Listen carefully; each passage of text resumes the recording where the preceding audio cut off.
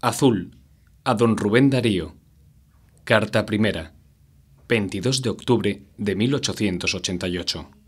22 de octubre de 1888. Todo libro que desde América llega a mis manos excita mi interés y despierta mi curiosidad. Pero ninguno hasta hoy le ha despertado tan viva como el de usted. No bien comencé a leerlo. Confieso que al principio, a pesar de la amable dedicatoria con que usted me envía un ejemplar, miré el libro con indiferencia, casi con desvío. El título azul tuvo la culpa. Víctor Hugo dice: «L'art c'est la sûre», pero yo no me conformo ni me resigno con que tal dicho sea muy profundo y hermoso. Para mí tanto vale decir que el arte es lo azul, como decir que es lo verde, lo amarillo o lo rojo. ¿Por qué en este caso lo azul? Aunque en francés no sea bleu, sino azur, que es más poético, ha de ser cifra, símbolo y superior predicamento que abarque lo ideal, lo etéreo, lo infinito, la serenidad del cielo sin nubes, la luz difusa, la amplitud vaga y sin límites, donde nacen, viven, brillan y se mueven los astros. Pero aunque todo esto y más surja del fondo de nuestro ser y aparezca a los ojos del espíritu, evocado por la palabra azul, ¿qué novedad hay en decir que el arte es todo esto? Lo mismo es decir que el arte es imitación de la naturaleza, como la definió Aristóteles. La percepción de todo lo existente y de todo lo posible, y su reaparición o representación por el hombre en signos, letras, sonidos, colores o líneas. En suma, yo, por más vueltas que le doy, no veo en eso de que el arte es lo azul, sino una frase enfática y vacía. Sea no obstante el arte azul o del color que quiera, como sea bueno, el color es lo que menos importa. Lo que a mí me dio mala espina fue el ser la frase de Víctor Hugo, y el que usted hubiese dado por título a su libro la palabra fundamental de la frase. Si será este, me dije, uno de tantos y tantos como por todas partes, y sobre todo en Portugal y en la América española, han sido aficionados por Víctor Hugo. La manía de imitarle ha hecho verdaderos estragos, porque la atrevida juventud exagera sus defectos, y porque eso que se llama genio, y que hace que los defectos se perdonen y tal vez se aplaudan, no se imita cuando no se tiene. En resolución, yo sospeché que era usted un Víctor Huguito, y estuve más de una semana sin leer el libro de usted. No bien lo he leído, he formado muy diferente concepto. Usted es usted, con gran fondo de originalidad y de originalidad muy extraña. Si el libro, impreso en Valparaíso en este año de 1888, no estuviese en muy buen castellano, lo mismo pudiera ser de un autor francés, que de un italiano, que de un turco o de un griego. El libro está impregnado de espíritu cosmopolita. Hasta el nombre y apellido del autor, verdaderos o contrahechos y fingidos, hacen que el cosmopolitismo resalte más. Rubén es judaico y persa es Darío, de suerte que por los nombres no parece sino que usted quiere ser o es de todos los países, castas y tribus. El libro azul no es en realidad un libro, es un folleto de 132 páginas, pero tan lleno de cosas y escrito por estilo tan conciso, que da no poco en qué pensar y tiene bastante que leer. Desde luego, se conoce que el autor es muy joven, que no puede tener más de 25 años, pero que los ha aprovechado maravillosamente. Ha aprendido muchísimo, y en todo lo que sabe y expresa muestra singular talento artístico o poético.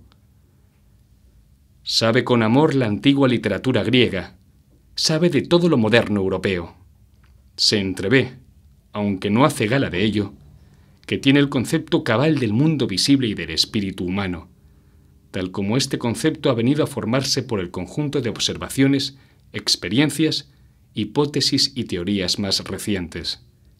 Y se entrevé también que todo esto ha penetrado en la mente del autor, no diré exclusivamente, pero sí principalmente, a través de libros franceses. Es más, en los perfiles, en los refinamientos, en las exquisiteces del pensar y del sentir del autor hay tanto de francés que yo forjé una historia a mi antojo para explicármelo. Supuse que el autor, nacido en Nicaragua, había ido a París a estudiar para médico, para ingeniero o para otra profesión, que en París había vivido 6 o 7 años con artistas, literatos, sabios y mujeres alegres de por allá, y que mucho de lo que sabe lo había aprendido de viva voz y empíricamente con el trato y roce de aquellas personas. Imposible me parecía que de tal manera se hubiese impregnado el autor del espíritu parisiense novísimo sin haber vivido en París durante años. Extraordinaria ha sido mi sorpresa cuando he sabido que usted, según me aseguran sujetos bien informados, no ha salido de Nicaragua sino para ir a Chile, en donde reside desde hace 2 años a lo más. ¿Cómo, sin el influjo del medio ambiente, ha podido usted asimilarse todos los elementos del espíritu francés, si bien conservando española la forma que aúna y organiza estos elementos, convirtiéndolos en sustancia propia? Yo no creo que se ha dado jamás caso parecido con ningún español peninsular. Todos tenemos un fondo de españolismo que nadie nos arranca ni a 25 tirones. En el famoso abate Marchena, con haber residido tanto tiempo en Francia, se ve el español. En Cienfuegos es postizo el sentimentalismo empalagoso a lo Rousseau, y el español está por bajo. Burgos y Reynoso son afrancesados y no franceses. La cultura de Francia, buena y mala, no pasa nunca de la superficie. No es más que un barniz transparente, detrás del cual se descubre la condición española. Ninguno de los hombres de letras de esta península que he conocido yo, con más espíritu cosmopolita, y que más largo tiempo han residido en Francia y que han hablado mejor el francés y otras lenguas extranjeras, me ha parecido nunca tan compenetrado del espíritu de Francia como usted me parece. Ni Galiano, ni don Eugenio de Ochoa, ni Miguel de los Santos Álvarez. En Galiano había como una mezcla de anglicismo y de filosofismo francés del siglo pasado, pero todo sobrepuesto y no combinado con el ser de su espíritu, que era castizo. Ochoa era, y siguió siendo siempre, archi y ultra español, a pesar de sus entusiasmos por las cosas de Francia. Y en Álvarez, en cuya mente bullen las ideas de nuestro siglo y que ha vivido años en París, está arraigado el ser del hombre del Castilla. Y en su prosa recuerda el lector a Cervantes y a Quevedo, y en sus versos a Garcilaso y a León, aunque así en versos como en prosa, emita él siempre ideas más propias de nuestro siglo que de los que pasaron. Su chiste no es el esprit francés, sino el humor español de las novelas picarescas y de los autores cómicos de nuestra peculiar literatura. Veo, pues, que no hay autor en castellano más francés que usted, y lo digo para afirmar un hecho, sin elogio y sin censura. En todo caso, más bien lo digo como elogio. Yo no quiero que los autores no tengan carácter nacional, pero yo no puedo exigir de usted que sea nicaragüense, porque ni hay ni puede haber aún historia literaria, escuela y tradiciones literarias en Nicaragua. Ni puedo exigir de usted que sea literariamente español, pues ya no lo es políticamente, y está, además, separado de la madre patria por el Atlántico, y más lejos, en la república donde ha nacido de la influencia española, que en otras repúblicas hispanoamericanas. Estando así disculpado el galicismo de la mente, es fuerza dar a usted alabanzas a manos llenas por lo perfecto y profundo de este galicismo, porque el lenguaje persiste español, legítimo y de buena ley, y porque si no tiene un carácter nacional, posee carácter individual. En mi sentir, hay en usted una poderosa individualidad de escritor, ya bien marcada, y que, si Dios da a usted la salud que yo le deseo y larga vida, ha de desenvolverse y señalarse más con el tiempo en obras que sean gloria de las letras hispanoamericanas. Leídas las 132 páginas de Azul, lo primero que se nota es que está usted saturado de toda la más flamante literatura francesa. Hugo, Lamartine, Musset, Baudelaire, Leconte de Lisle, Gautier, Bourget, Sully-Prudhomme, Daudet, Zola, Barbey de Leville, Catulo Mendès, Rollinat, Goncourt, Flaubert y todos los demás poetas y novelistas han sido por usted bien estudiados y mejor comprendidos. Y usted no imita a ninguno, ni es usted romántico, ni naturalista, ni neurótico, ni decadente, ni simbólico, ni parnasiano. Usted lo ha revuelto todo, lo ha puesto a cocer en el alambique de su cerebro y ha sacado de ello una rara quinta esencia. Resulta de aquí un autor nicaragüense que jamás salió de Nicaragua sino para ir a Chile y que es autor tan a la moda de París y con tanto chic y distinción que se adelanta a la moda y pudiera modificarla e imponerla. En el libro hay cuentos en prosa y 6 composiciones en verso. En los cuentos y en las poesías todo está cincelado, burilado, hecho para que dure, con primor y esmero, como pudiera haberlo hecho Flaubert o el parnasiano más atildado. Y sin embargo, no se nota el esfuerzo ni el trabajo de la lima, ni la fatiga del rebuscar. Todo parece espontáneo y fácil y escrito al correr de la pluma, sin mengua de la concisión, de la precisión y de la extremada elegancia. Hasta las rarezas extravagantes y las salidas de tono, que a mí me chocan, pero que acaso agraden en general, están hechas adrede. Todo en el librito está meditado y criticado por el autor, sin que ésta, su crítica previa o simultánea de la creación, perjudique al brillo apasionado y a la inspiración del que crea. Si se me preguntase qué enseña su libro de usted y de qué trata, respondería yo sin vacilar: no enseña nada, y trata de nada, y de todo. Es obra del artista, obra de pasatiempo, de mera imaginación. ¿Qué enseña o de qué trata un dije, un camafeo, un esmalte, una pintura o una linda copa esculpida? Hay, sin embargo, notable diferencia entre toda escultura, pintura, dije y hasta música, y cualquier objeto de arte cuya materia es la palabra.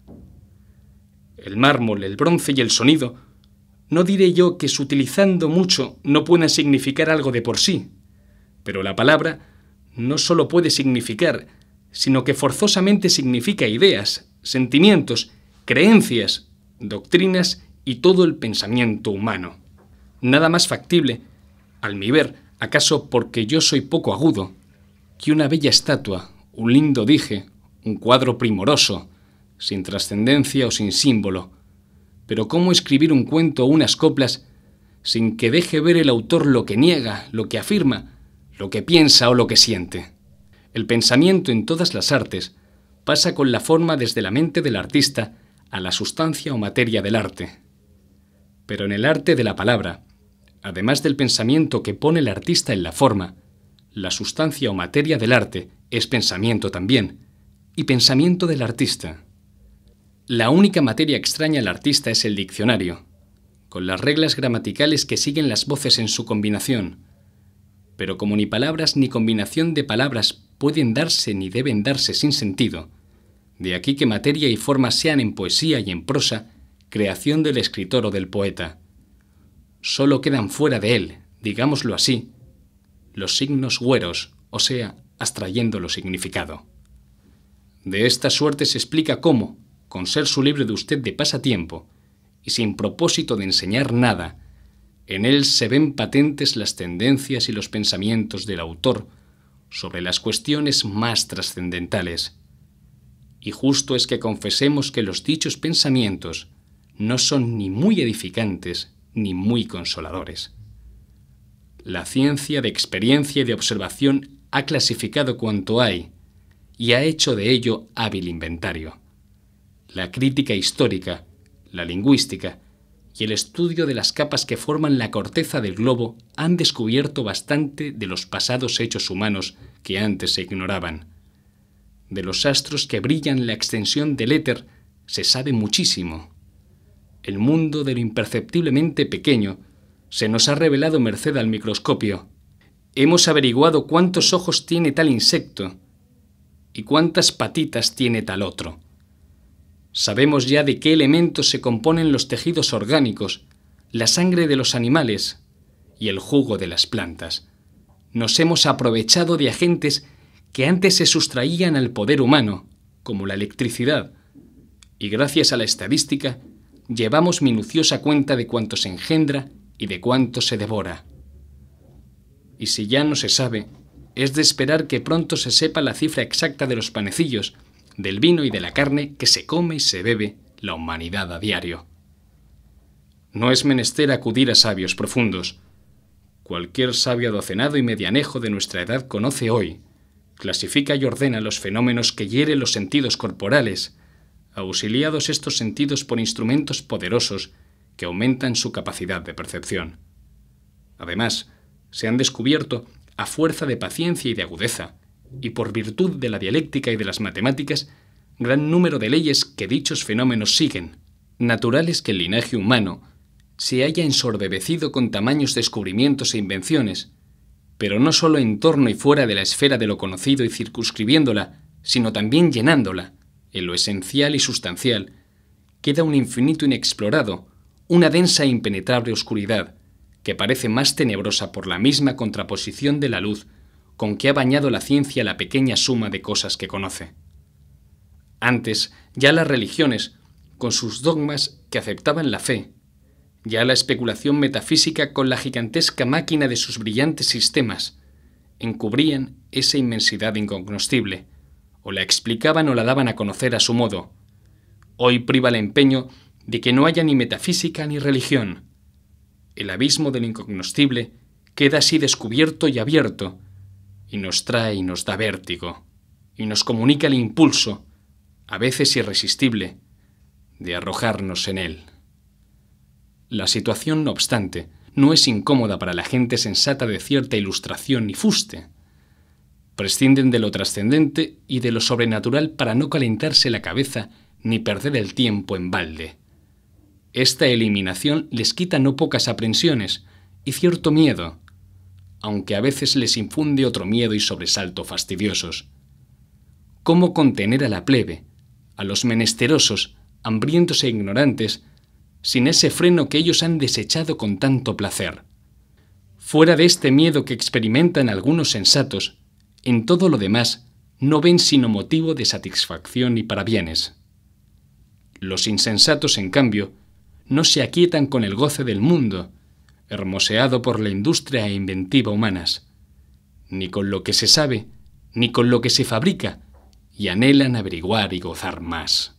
El conjunto de los seres, el universo todo, cuanto alcanzan a percibir la vista y el oído, ha sido como idea coordinada metódicamente en una naquelería o casillero para que se comprenda mejor.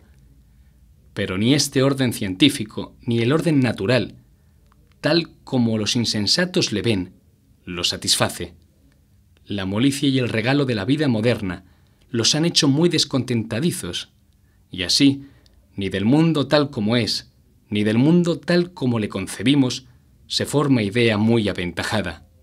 Se ven en todo faltas, y no se dice lo que dice que dijo Dios, que todo era bueno.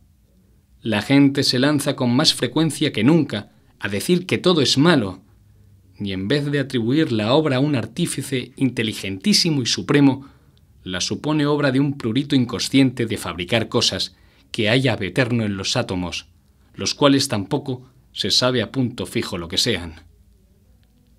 Los dos resultados principales de todo ello en la literatura de última moda son, primero, que se suprima a Dios, o que no se le miente sino para insolentarse con él, ya con reniegos y maldiciones, ya con burlas y sarcasmos. Segundo, que en ese infinito tenebroso e incognoscible perciba la imaginación, así como en el éter, nebulosas o semilleros de astros, fragmentos y escombros de religiones muertas, con los cuales procura formar algo como ensayo de nuevas creencias y de renovadas mitologías. Estos dos rasgos van impresos en su librito de usted. El pesimismo como remate de toda descripción de lo que conocemos, y la poderosa y lozana producción de seres fantásticos, evocados o sacados de las tinieblas de lo incognoscible, donde vagan las ruinas de las destrozadas creencias y supersticiones vetustas. Ahora será bien que yo cite muestras y pruebe que hay en su libro de usted, con notable elegancia, todo lo que afirmo, pero esto requiere segunda carta.